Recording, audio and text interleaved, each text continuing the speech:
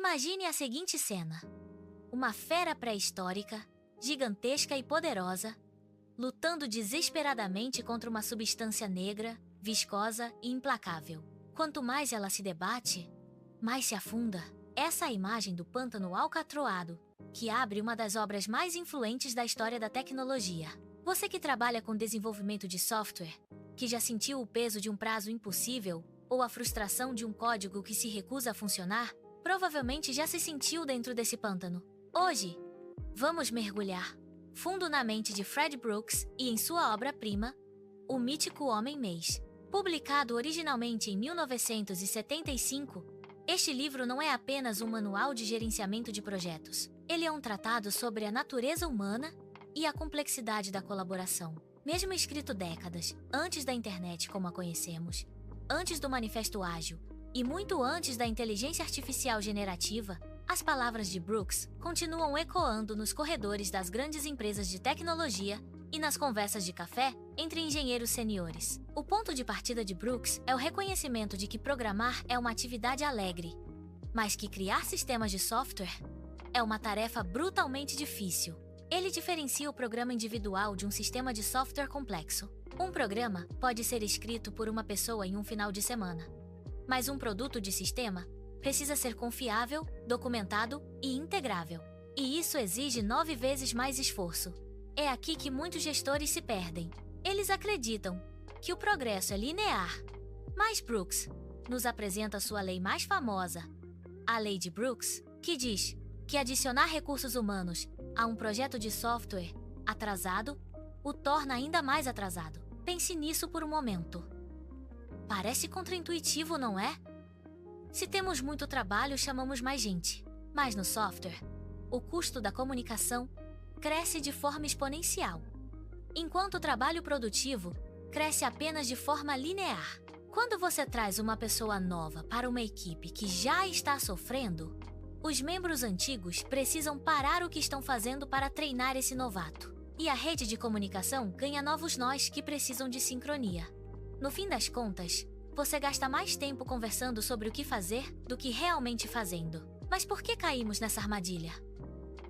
Brooks argumenta que o Homem-Mês é um mito porque parte do pressuposto de que o tempo e o esforço são intercambiáveis. Se uma tarefa leva 9 meses para uma pessoa, 9 pessoas não conseguem fazê-la em um mês. O desenvolvimento de software é como uma gestação. Não importa quantas mulheres você envolva no processo.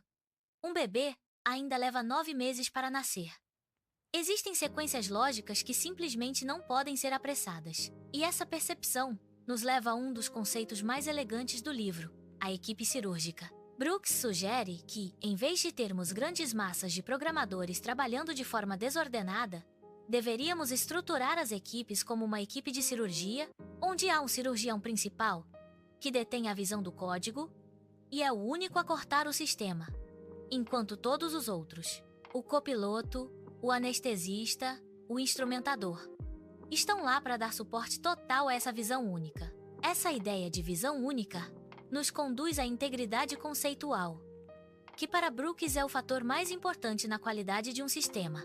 Ele afirma com convicção que é melhor ter um sistema que omite certas características, mas mantém um design coerente do que um sistema que possui muitas características desconectadas e confusas. Para ele, o arquiteto do sistema é o guardião dessa integridade.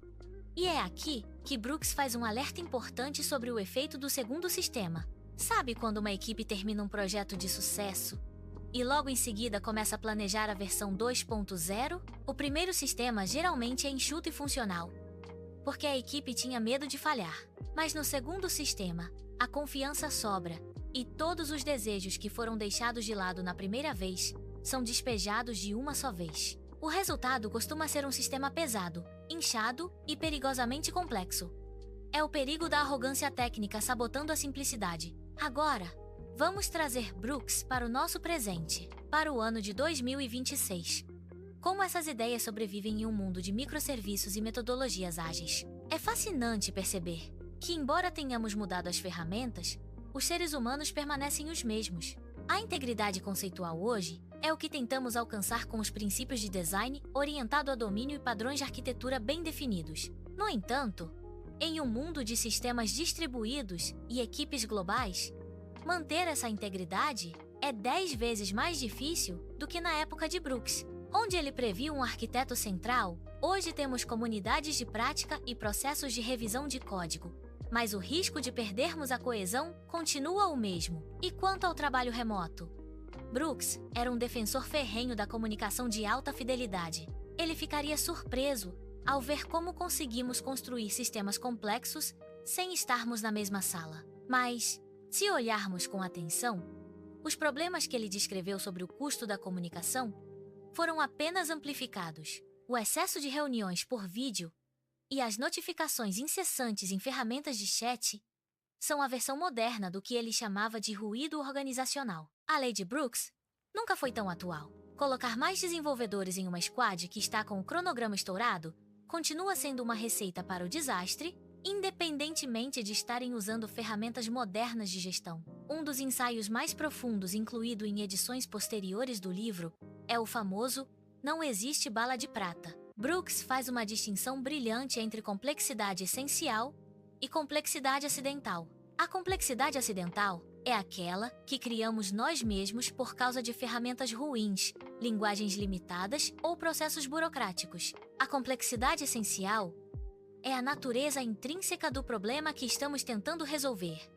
As regras de negócio, a lógica dos dados, as exceções do mundo real. Brooks profetizou que poderíamos reduzir drasticamente a complexidade acidental através de linguagens de alto nível e ambientes de desenvolvimento melhores.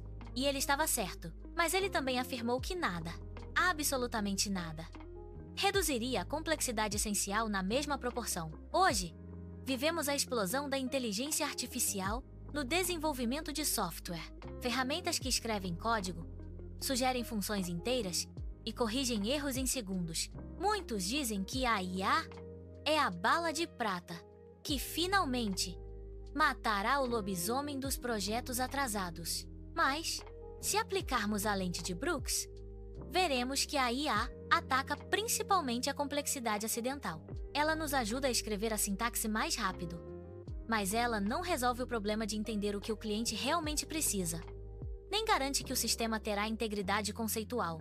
Na verdade, a IA pode até criar um novo tipo de pântano alcatroado, uma montanha de código gerado automaticamente que ninguém entende completamente, aumentando a dívida técnica e a dificuldade de manutenção futura. Brooks nos lembraria que o software é uma construção mental invisível, e a parte mais difícil da construção é a especificação e o design, não a digitação dos caracteres. Claro que nem tudo o que Brooks escreveu envelheceu como vinho. A sua visão da equipe cirúrgica, por exemplo, parece excessivamente centrada em uma única figura heróica, o que colide com a cultura moderna de colaboração horizontal e empoderamento de times. Hoje entendemos que o conhecimento deve ser compartilhado e que a dependência excessiva de um único indivíduo é um risco de negócio enorme.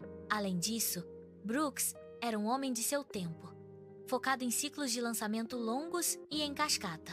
Ele não previu a revolução do DevOps e da entrega contínua, onde o software nunca está realmente pronto, mas sim em constante evolução. No entanto, a sua humildade e capacidade analítica são lições eternas. Ele admitiu erros em edições posteriores, o que é raro em gurus da tecnologia. Ele entendeu que no fim do dia, a engenharia de software é uma disciplina social. É sobre como mentes humanas se conectam para criar algo maior do que a soma de suas partes. Quando você se sentir frustrado porque uma estimativa falhou ou porque o sistema parece estar se desfazendo, lembre-se do pântano alcatroado. Lembre-se de que a complexidade é o nosso inimigo natural e que a simplicidade exige um esforço consciente e constante. Brooks nos ensinou que não existem atalhos mágicos. Não existe uma ferramenta, uma linguagem ou uma inteligência artificial que substitua o pensamento crítico e a gestão cuidadosa das relações humanas. O mítico homem-mês continua sendo lido não porque nos dá as respostas certas para os problemas de hoje, mas porque ele faz as perguntas certas sobre os problemas de sempre. Ele nos lembra que, embora as máquinas processem bits, quem projeta o futuro somos nós, com todas as nossas limitações, genialidades e falhas de comunicação. Ao encerrar este ensaio, deixo um convite para você. Na próxima vez que estiver diante de um projeto desafiador, antes de sugerir a contratação de mais 10 programadores para salvar o prazo, ou antes de adotar a ferramenta da moda que promete resolver todos os seus problemas de produtividade, pare e pense na Lady Brooks. Pense na integridade conceitual do que você está construindo. O software é uma arte de paciência e precisão. E, como diria o mestre Brooks, o esforço para tornar o complexo simples é a maior prova de excelência de um engenheiro.